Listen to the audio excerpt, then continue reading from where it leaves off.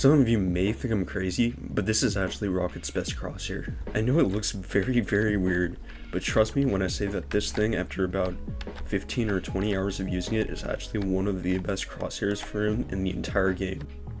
So the way this crosshair works is that it takes what a lot of people are using right now, is just the cross with spaces in between, and removes those spaces and just makes it a straight up cross, and then adds a slightly opaque circle to the outside, which you're going to use for guiding. So let's start off with the obvious. Why the circle? Rocket's gun is one of the best CQC weapons in the game, and at its most effective range, you're basically breathing at people. So if you're moving around quickly and rapidly and trying to track people, literally just fill their entire body in the circle and 99% of your shots will hit. It's pretty easy, but there's also another reason for it, which I'll explain in a moment.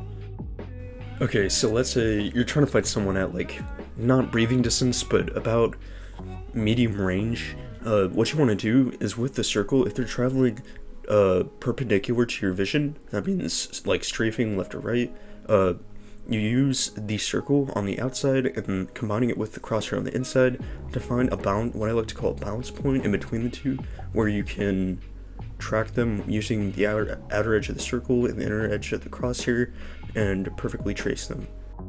You just want to do this for any strafing target, or for any target that is moving rapidly. Let's say you're trying to, God forbid of all things, trying to hit a Spider-Man. Using mostly the circle for that part is usually good.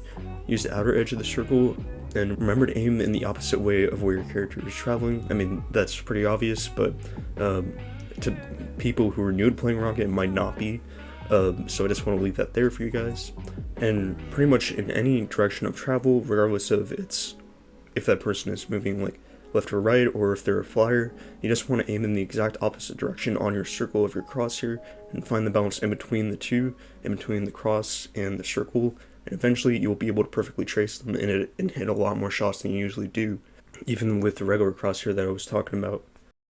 Alright, so now we move on to what I like to call the slice of pie method. For hitting headshots on a rocket, there are two ways you can do it. One way is by aiming literally directly at the person's head. Yeah, pretty obvious. But the way the projectiles in this game works is if you either aim at a person with your crosshair, or if the projectile travels to them directly on the screen, it will hit either way. So with Rocket, you actually want to use the outside of the circle. Obviously you can still hit headshots with the cross, but you can use the outside of the circle with what I like to call the lower quarter, or the lower eighth slice of the pie or the circle, and use it to hit headshots. I'm a little bit too close right here. When I back up here and come to about medium range, you can see that this circle actually works perfectly with what I'm talking about. You just aim for the circle in the area of the pie, and look at that, you hit headshots. So for hitting headshots, either aim directly at the person's head, or if you're moving pretty fast, you can also use this area of the slice of pie to try and land some more headshots while you're moving. And also remember to not only use the crosshair for aiming, but also use the prediction of the beam itself that you're firing, the beam of bullets, to help you land more shots, on top of using the crosshair as a guide for when you're shooting at characters that are moving very rapidly. Because this, when combining aiming with the crosshair and aiming with the beam, you'll find this like sweet spot where you'll hit the most shots.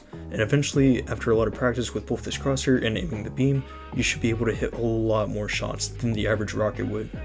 So if you guys want to try this crosshair out, I've left the code to it in the description, along with all the other details that go along with it. You can also try some variations on it, but I highly suggest that you just start with this one first, and then if you need to make any adjustments, just adjust it a little bit. Don't adjust it too much, otherwise it just starts to not work. But you can do some variations, like increasing the opacity on the circle and all that. But I can't stress enough on how just good this crosshair that I have here is at a base level. It's just so good. Maybe it needs a few tweaks, but I feel like this one as I have it right now is perfect. Trust me, try it out. If I let you down, then just leave a comment here saying, Logan, this is a terrible crosshair, please change it. If you find it comfortable, please give a like and subscribe to me, because I got a lot more guides on this coming. And obviously, if you have a critique of it, leave that in the comments as well. I'd like to see your opinions on it, but give it a shot. Trust me, I think it won't let you down. And if you're wondering, yes, I am naming this crosshair after myself. Wow, I have an ego. Totally a rocket main thing to do. Anyways, have a nice day. Make sure you subscribe and like, and leave a comment on how you felt trying out this new crosshair. I hope you guys enjoy it. This is officially not Logan, signing off. And remember, you have a mouse button. Use it. Farewell.